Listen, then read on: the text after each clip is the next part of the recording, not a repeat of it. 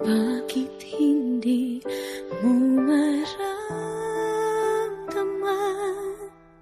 Ikaw sa akin ay mahalaga. Ako sa'yo'y